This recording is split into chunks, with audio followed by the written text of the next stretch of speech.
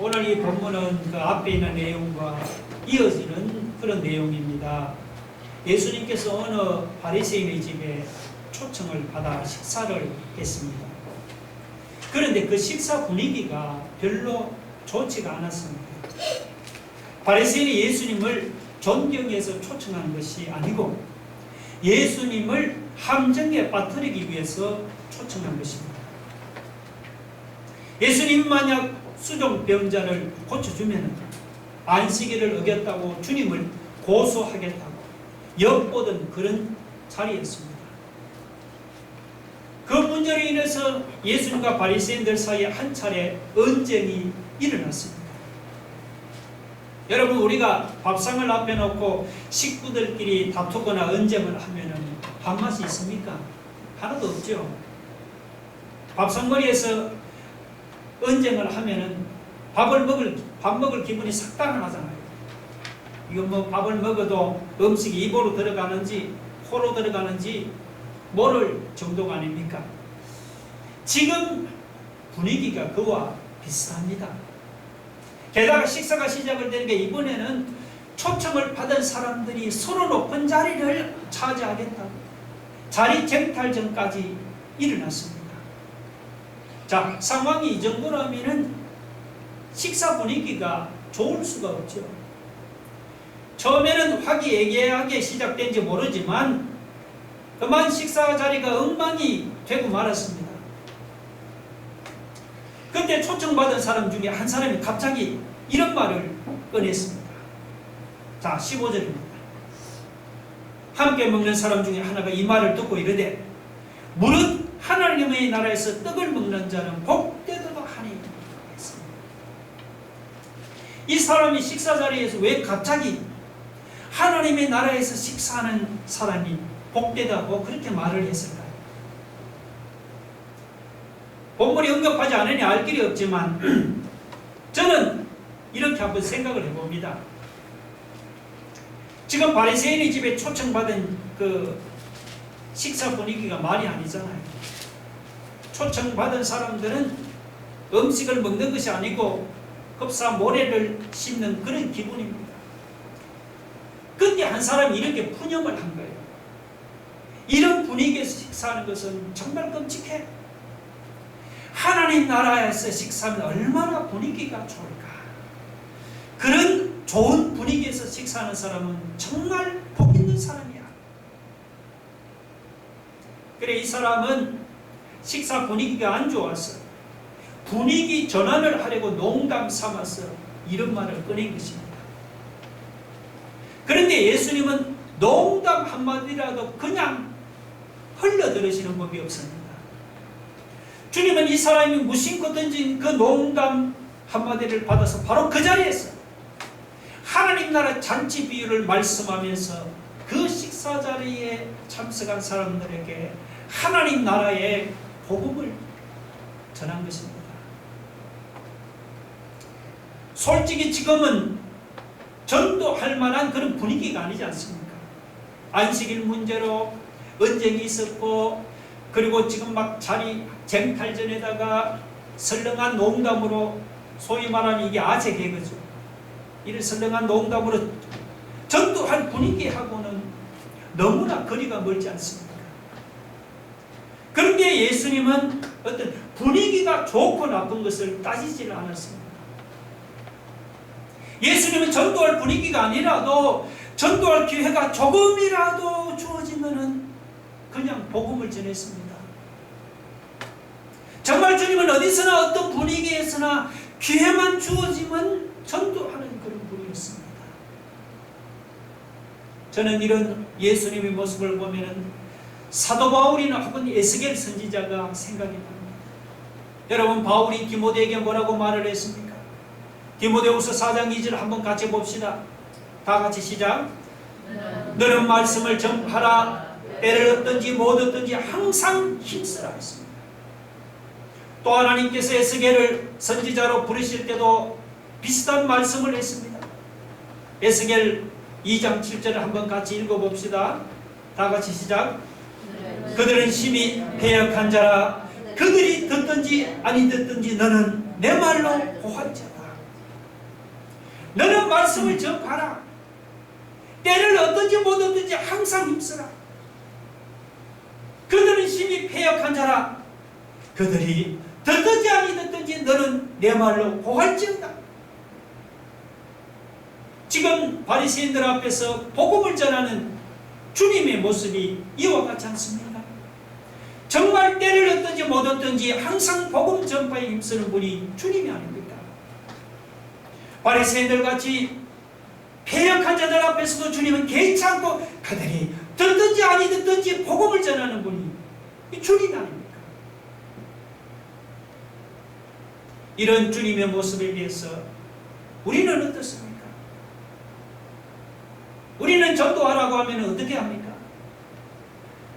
우리도 주님처럼 때를 어떤지 못 어떤지 항상 복음 전파에 힘을 씁니까? 우리도 주님처럼 사람들이 듣든지 아니 듣든지 여러분 복음을 전합니까? 우리는 전도하라고 하면은 이래서 못합니다, 저래서 못합니다 하면서 전도하지 못하는 핑계거리부터 찾지는 않습니까? 예수님께서는 분위기를 보아가면서 전도하라고 말씀하지는 않았습니다. 지금 식사 전에 전도할 분위기가 아니에요. 주님은 분위기가 어떤지 간에 때를 어떤지 못 어떤지 항상 복음 전하기를 힘쓰라고 말씀했습니다. 우리가 전하는 것을 사람들이 듣든지 아니 듣든지 상관하지 말고 복음을 전하라고 말씀했습니다. 분위기가 안 좋으면 어떻고 사람들이 마음이 강팍하면 어떻습니까? 예수님이 역사하시면 안 좋은 분위기도 금방 좋은 분위기로 바뀔 수가 있습니다. 주님이 역사하시면 강팍한 사람의 마음도 한순간에 부드러운 마음으로 변화될 수가 있는 것입니다. 여러분. 할렐루야. 아멘. 여러분 믿습니까? 아멘. 그럼 우리 분위기를 찾지 말입니다. 본문의 예수님처럼 우리는 때를 얻든지 못 얻든지 열심히 전도합시다. 사람들이 듣든지 아니 듣든지 신경 쓰지 말고 열심히 전도합시다. 우리가 열심히 전도하면 때가 되면 믿게 되는 주님의 놀라운 능력이 나타날 줄 여러분 믿으시기 바랍니다.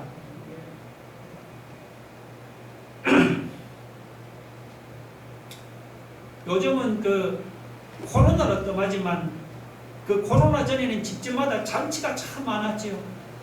그래서 지난 주말은 회사 동료 아들 돌잔치에 참가, 이번 주말은 교회 집사님 회갑잔치에 참가, 다음 주는 누구 집 아버지 칠순잔치에 참가하는 스케줄이 꽉 잡혀 있기도 했잖아요. 이렇게 잔치가 많다 보니까 사람들이 잔치를 해도 별로 흥이 나질 않아요. 그런데 제가 어릴 때만 해도 집집마다 잔치가 참 귀했습니다. 그때는 제 기억으로 우리 동네에 누가 시집가고 장가가면은 큰 잔치가 열렸습니다. 그때는 지금처럼 오래 사는 사람도 드물어서 어느 어른이 회갑을 맞으면은 정말 동네에 큰 잔치가 열렸습니다. 마당에는 멍석을 깔고 흰 천박을 칩니다. 그리고 평소에는 구경도 못하던 갖가지 그냥 맛있는 음식이 다 나옵니다. 고기도 나오고 잡채도 나옵니다. 지금도 생각나는 잔치국수도 나오고 식혜도 나오죠. 하얀 쌀밥에 아주 따끈한 국도 나옵니다. 떡도 나오고 맛있는 강정도 나옵니다. 정말 모든 것이 다 준비된 잔치입니다. 그래서 동네에 이런 잔치가 한번 열리면 어린 저에게는 그게 얼마나 기쁜지 모릅니다. 그때 저만 기뻐했던 것이 아니고 온 동네 사람들이 다 기뻐하고 즐거워했습니다. 그런데 예수님은 오늘 본문에서 하나님 나라를 그 잔치에 비유했습니다. 잔치. 바리새인의 집에 초청받은 어떤 사람이 하나님 나라에서 식사하면 얼마나 행복할까 그렇게 말하자. 주님은 즉시 그의 말을 받아서 잔치 비유를 말씀했습니다. 16절에 보니까 이러시되 어떤 사람이 큰 잔치를 베풀고 많은 사람들을 청하였다. 여기 잔치 나오죠. 이 잔치, 그 기쁜 잔치, 이게 바로 하나님 나라를 가르칩니다. 성경은 하나님 나라를 여러 가지로 묘사하고 있습니다. 이사야 11장은 하나님 나라를 어떻게 묘사하느냐? 그곳에는 이리와 사자가 사이좋게 지내고 암소와 곰이 함께 풀을 뜨는 아주 평화로운 곳으로 묘사를 했습니다. 또 이사야 34장은 하나님 나라를 어떻게 하느냐? 맹인의 눈이 밝아지고 못 듣는 사람의 귀가 열리고 그리고 저는 자는 사슴같이 뛰고 말 못하는 자는 노래하는 장애인이 없는 그런 곳으로 묘사를 했습니다. 요한계시록 21장은 하나님 나라를 보석으로 묘사했습니다. 여성분들 눈이 번쩍 되니까 보석이 성곽도 보석으로 되어 있습니다. 성문은 12진주로 되어 있습니다. 그리고 사람이 다니는 길까지도 전부 다 황금으로 되어 있습니다. 여러분 상상해 보십시오. 그리고 하나님 나라는 눈물도 없고 사망도 없습니다. 애통하는 것도 없고 곡하는 것도 없습니다. 아픈 것도 없어요. 자, 이렇게 좋은 천국을 예수님은 오늘 본문에서 잔치라는 딱 한 단어로 표현했습니다. 잔치. 우리 예수 믿는 신자가 누리는 하나님 나라를 한마디로 표현하면 잔치라고 할 수 있는 거죠. 잔치라고 뭐 지금의 무슨 돌잔치나 회갑잔치가 아닙니다. 제가 어릴 때 정말 사람들이 다 함께 기뻐하고 즐거워하던 바로 그 잔치를 말합니다. 17절에 보니까 청할 시각에 그 청하였던 자들에게 종을 보내어 이르되 오소서 모든 것이 준비되었나이다. 자, 오소서 모든 것이 준비되었나이다. 이 말처럼 여러분 하나님 나라는 정말 모든 것이 다 준비된 잔치와도 같습니다. 어릴 때 제가 본 그 잔치는 제가 먹고 싶은 모든 것이 다 준비된 잔치였어요. 우리가 예수 믿고 누리는 하나님의 나라도 우리 영혼이 가지고 싶고 누리고 싶은 모든 것이 다 준비되어 있는 그 잔치와도 같이 기쁘고 흥겨운 것입니다. 근데 문제가 무엇입니까? 문제는 예수 믿는 신자들 사이에 이렇게 하나님께서 준비해 놓으신 이런 복된 하나님의 나라 잔치를 누리는데 차이가 있다는 것입니다. 어떤 신자는 매일매일 하나님이 준비해 놓으신 이 하나님 나라 잔치에 참여해서 영적인 양식과 그리고 영적인 음료를 먹고 마시면서 힘을 얻고 영적인 기쁨과 즐거움을 매일매일 누리면서 살아가는 성도가 있습니다. 그렇다고 그 형편이 여유가 있어서 하나님 나라 잔치에 참가하는 것이 아닙니다. 형편은 비록 힘들고 어렵지만 그래도 믿음과 소망을 가지고 하나님 나라의 잔치에 참가했어요. 하나님께서 준비해 놓으신 이 하늘의 놀라운 기쁨과 은혜를 매일매일 누리면서 어려움을 이겨나가는 그런 성도가 있습니다. 반면에 어떤 신자는 그냥 오라고 하면은 세상 일을 핑계 삼아서 하나님 나라 잔치에 이 자주 참가하지를 못합니다. 하나님 나라 잔치에 참가해서 영적인 양식과 영적인 은혜를 공급받지를 못하니까 영적인 힘도 없고 영혼의 기쁨이나 즐거움도 별로 누리지를 못합니다.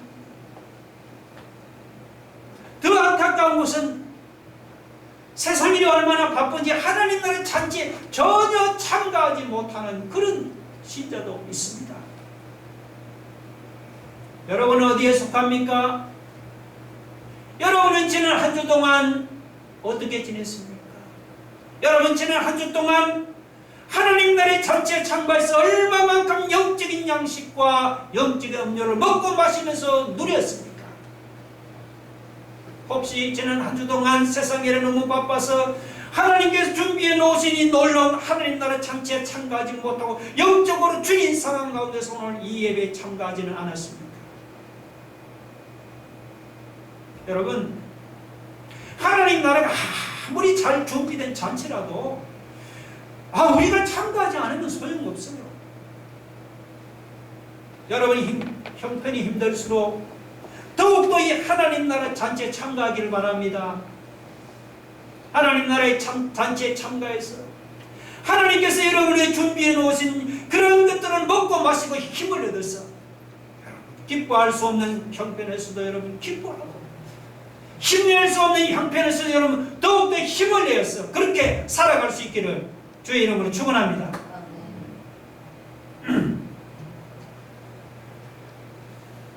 제가 청년 시절 때인 그 1980년대는 말이죠. 이 교회에서 여름 성경학교를 한번 하면요, 아이들이 엄청 모여들었습니다. 지금도 생생합니다. 그것도 무슨 특별한 프로그램이 있는 것도 아니에요. 지금 보니까 뭐 그냥 성경을 가르치고 간식으로 그 초코파이 몇 개 주고 하드 몇 개 주는데도요, 아이들이 땀을 흘리면서 엄청나게 모여들었습니다. 아이들만 모이는 게 아니고 그때는 교회에서 부흥회나 전도 축제를 하면은 어른들도 많이 모여들었습니다. 그런데 지금은 교회에서 무슨 행사를 해도 아이들이 모여들지를 않아요. 북치고 장구치면서 난리를 부려도 아이들이 도무지 교회로 모이지를 않습니다. 어른들은 아이들보다 더 심하죠. 지금은 뭐 교회에서 무슨 부흥회를 하고 전도 축제를 하고 무슨 행사를 해도 교인들이 도무지 교회로 모여들지는 않아서 낭패를 당하는 경우가 크답니다. 그런데 이런 현상은 우리 시대만이 아니고 오늘 본문을 보면 사람들이 모이지 않는 것은 예수님 시대도 마찬가지였어요. 오늘 본문을 보시면 어떤 사람이 큰 잔치를 열고 사람들을 초청을 했는데 주인이 모든 걸 다 준비해 놓고 종들을 보내서 사람들을 초청했는데 그 잔치에 오겠다고 약속했던 사람들이 하나같이 올 수 없다고 다 거절해버렸어요. 여러분 18절에 뭐라고 합니까? 다 일치하게 사양하였다. 그래서 밭을 산 사람은 내가 밭을 점검해야 하기 때문에 갈 수 없어요. 소를 산 사람은 내 소들이 건강한지 한번 시험을 해보아야 하기 때문에 갈 수 없어요. 어떤 사람은 장가 가서 갈 수 없다면서 다 거절을 했습니다. 사람들이 다 거절을 하니까 주인이 큰 낭패를 당했죠. 이렇게 사람들이 모이지를 않는 것은 우리 시대만이 아니고 예수님 당시도 큰 문제였습니다. 이 본문에 비해서 여러분 잔치를 베푼 사람은 하나님 아닙니까? 그리고 종들은 전도자들이죠. 하나님께서 우리를 위해서 그 천국 잔치를 열고 전도자를 보내서 사람들을 천국 잔치로 초청하십니다. 그런데 사람들은 어떻게 합니까? 사람들은 하나님의 그 초청을 받고도 다 그냥 거절해버립니다. 제가 그냥 하는 말이 아니고 실제로 전도를 해본 사람은 누구나 다 공감할 것입니다. 제가 전도를 하면은 오늘 본문 18절, 19절 똑같이 경험합니다. 어떤 사람은 목사님 장사하느라고 바빠서 갈 수 없어요. 어떤 사람은 제가 회사 다니다 보니 너무 바빠서 갈 수 없네요. 부인들은 그냥 집안 살림을 하다 보니까 바빠서 갈 수 없다고 거절합니다. 하나님께서는 우리를 위해서 모든 것을 다 준비해 놓으시고 사람들을 하나님 나라의 잔치로 초청합니다. 사람들은 그 하나님의 은혜로운 초청을 하나같이 다 그냥 이런 이유 저런 이유로 거절해버립니다. 여러분, 사람들이 이렇게 하나님의 초청을 거절하는 이유가 뭘까요? 무슨 대단한 이유가 있어서 거절합니까? 그렇지 않습니다.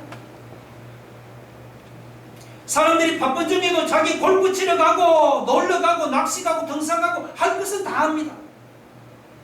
그러면서도 교회 오라고 하면은 바빠서 못 간다고 하니까 사실은 그것은 하나의 핑계거리에 불과합니다. 사람들이 하나님의 이 은혜로운 초청을 거절하는 진짜 이유는 여러분 바쁜 게 아니고 다른 데 있습니다. 그 진짜 이유가 뭐냐? 사람들이 하나님보다 세상을 사랑했어요. 그래서 하나님이 초청을 거절합니다.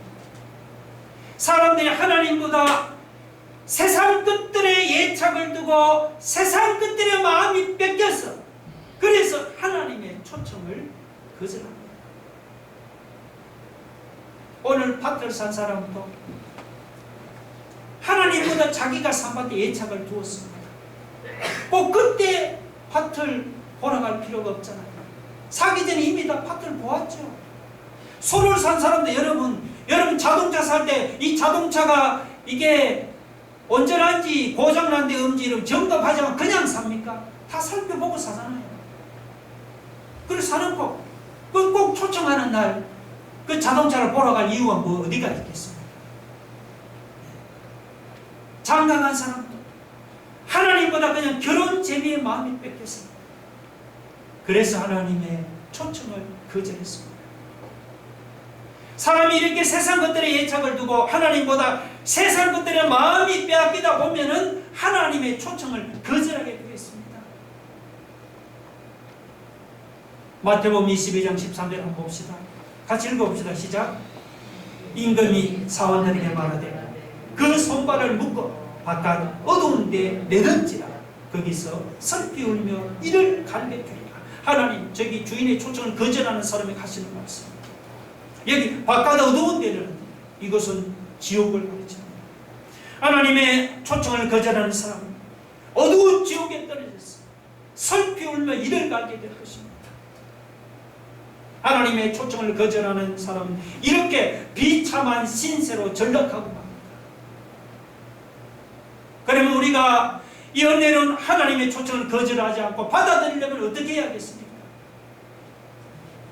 우리가 하나님의 초청을 받아들이려면 하나님보다 세상을 더 사랑해서는 안 되는 것이죠. 하나님보다 세상 것들이 예착을 두어서도 안 되고 세상 것들의 마음이 뺏겨서도 안 되는 거예요. 우리는 세상 사람들처럼 세상을 사랑할 것이 아니고 하나님을 사랑합시다. 우리는 세상에 예착을 두지 말고 하나님께 예착을 두고 살아가기 바랍니다. 하나님께 세상 것들의 마음을 빼앗기지 마시고 우리의 마음을 하나님께 두고 그래서 우리 모두 하나님의 초청 기쁜 마음으로 받아들였어요. 이 놀라운 천국잔치에 참석하는 영광과 기쁨을 받아 누리게 되기를 주님의 이름으로 축원합니다.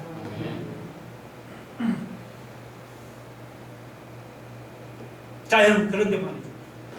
사람들이 이렇게 하나같이 하나님의 초청을 거절한다. 이 땅에서 그럼 기독교가 사라질까요?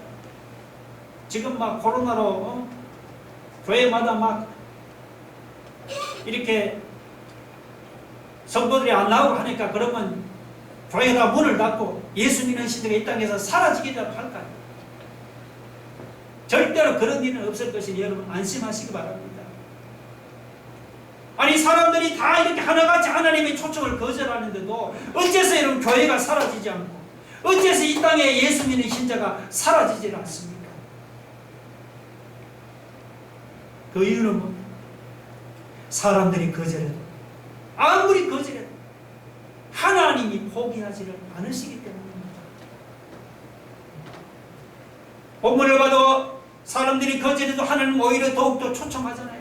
21절을 보니까 사람들이 초청을 거절하니까 하나님께서 화가 나서 종들을 시켜서 빨리 시내의 거리와 골목으로 나가서 가난한 자들과 몸 불편한 자들과 그냥 맹인들과 저는 자들을 다 데려오라고 했잖아요. 이 21절의 주인이 누굽니까? 하나님이야. 하나님. 그래서 종들이 나가서 그냥 동네에 있던 뭐 가난한 사람들이나 몸 불편한 사람이나 맹인이나 장애인들 전부 다 데리고 왔지요. 그런데 그렇게 해도 아직도 어떡합니까? 잔치 자리에는 빈자리가 있었어요. 그러자 주인이 동네에 있는 사람들만이 아니고 마을 밖에 있는 길과 산울타리로 나가서 사람들을 강권하여 데려다가 네 집을 채우라고 했습니다. 23절에 보면 강권한다 그런 말이 나오죠. 23절 보시면 이 강권한다고 무슨 뭐 폭력을 사용해서 강제로 데려오라는 것이 아닙니다. 하나님은 그렇게 폭력을 사용해서 억지로 예수 믿게 하는 분이 아니죠.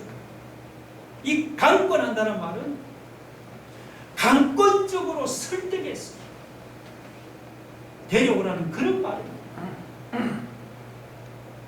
하나님은 초청을 거절하는 그런 사람도 포기하지는 않으시고 일일이 찾아다니면서 강권적으로 설득해서 하나님의 초청을 받아들이도록 합니다.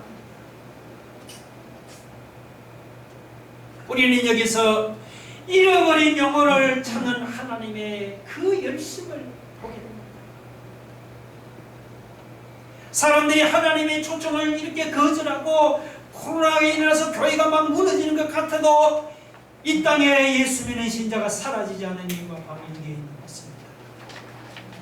아무리 사람들이 하나님의 초청을 거절하고 하나님께서 뜨거운 영혼을 향한 열심을 가지고 한 영혼도 포기하지를 않으시고 찾아가기 때문에 그 하나님의 열심 때문에 이 땅에 예수 믿는 신자가 사라지지를 않는 것입니다. 돌아보니 여러분 자신을 돌아보세요. 여러분이 예수님을 믿게 된 것도 여러분이 믿고 싶어서 믿은 것이 아니잖아요. 구구절절 사연이 있죠. 여러분이 이 자리에까지 오기 전까지 구구절절 사연이 있잖아요. 알고 보니 그것이 다 강권하시는 하나님의 사랑, 나를 찾아오셔서 나를 설득하시고 강권적으로 설득하시는 그 하나님의 뜨거운 사랑, 그 열심이 있었기 때문에 나같이 이렇게 강팍한 자가 예수를 믿게 된 것입니다. 한 영혼도 버리지를 않고 찾아가서 구원하겠다는 그 하나님의 뜨거운 열심이 있었기 때문에 나 같은 이런 죄인이 예수님을 믿고 구원을 얻고 이 자리에 오게 된 것입니다. 여러분 할렐루야.